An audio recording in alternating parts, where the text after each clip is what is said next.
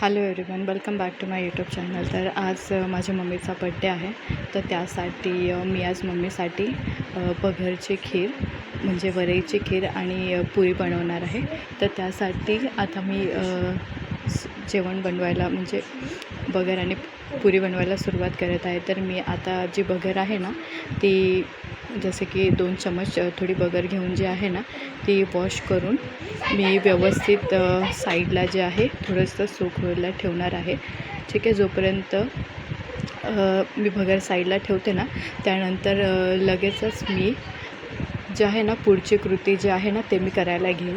तर आता तुम्ही जसं पाहतात की मी जे बगर आहे ते धुवून घेईल आणि बगर धुवून घेऊन ते साईडला ठेवून देईल। मग त्यानंतरच खिरीची तयारी त्यासोबतच मी पुरीची पण तयारी पुढे चालूच ठेवत आहे। तर माझ्या मम्मीसाठी आज मी जसं तुम्हाला म्हणाले की बड्डे सेलिब्रेशनसाठी खीर आणि पुरी बनवणार आहे। कारण जो केक जो आहे ना तो आम्ही रात्री 12च्या आसपास माझ्या छोट्या बहिणीने जो केक आणला होता ना तर ते करून केलं होतं, पण नंतर मी विचार केला की परत केक आणण्यापेक्षा घरीच काहीतरी छान असं आपण जेवण बनवून बड्डे सेलिब्रेशन करूया। तर 12 वाजताचं केक सेलिब्रेशन नंतर जसं मी आताच्या जेवणामध्ये जसं खीरपुरी बनवणार आहे, कारण खीरपुरी घरात सर्वांना खूपच आवडते आणि मी बाहेरून काही गुलाबजामुन पण आणले होते, तर हे पण मी खीरपुरीसोबत ठेवणार आहे। ठीक आहे, तर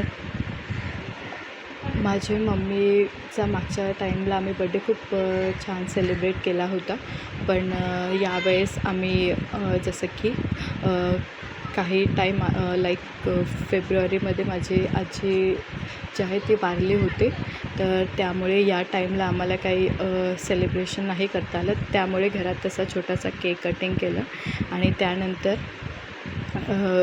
केक कटिंग केल्यानंतर घरातच असं थोडंसं गोडधोड करून असं सेलिब्रेट करणार आहोत आम्ही।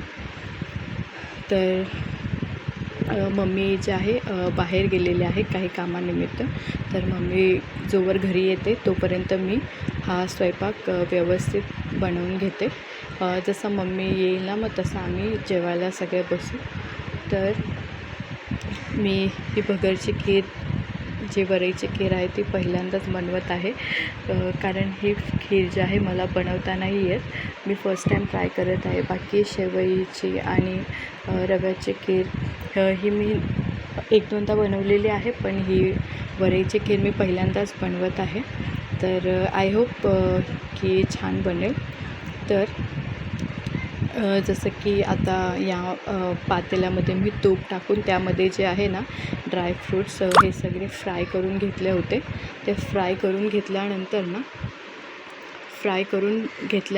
त्यामध्ये ना मी जी बगर आहे ना ती बगर जी पाण्यात भिजत घातली होती ती काढली, भिजत काढली होती ती थोड्यानंतरला त्यातलं पाणी काढून ती जी तुपामध्ये थोडीशी फ्राय करून घेतली आणि ती तुपामध्ये फ्राय करून घेतल्यानंतर त्यामध्ये मी जे दूध होतं ते टाकलं आणि आता साखर टाकून ते होत आहे आणि एकीकडे जे आहे ना मी पुरीची पण तयारी करत आहे। तर जसं मी पुऱ्या बनवून घेतलेल्या आहेत आणि आता ज्या काही पुऱ्या आहेत ना त्या मी आता व्यवस्थितरित्या फ्राय करून घेते।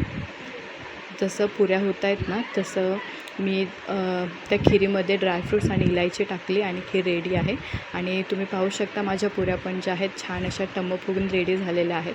तर आता मी हे एका प्लेटमध्ये व्यवस्थित मांडून घेते। तर आधी मी खीर घेतली आणि पुरी आणि जसं मी तुम्हाला म्हणाले होते की गुलाबजामुन, तर असं मी हे प्लेट रेडी केलेलं आहे। तर व्हिडिओ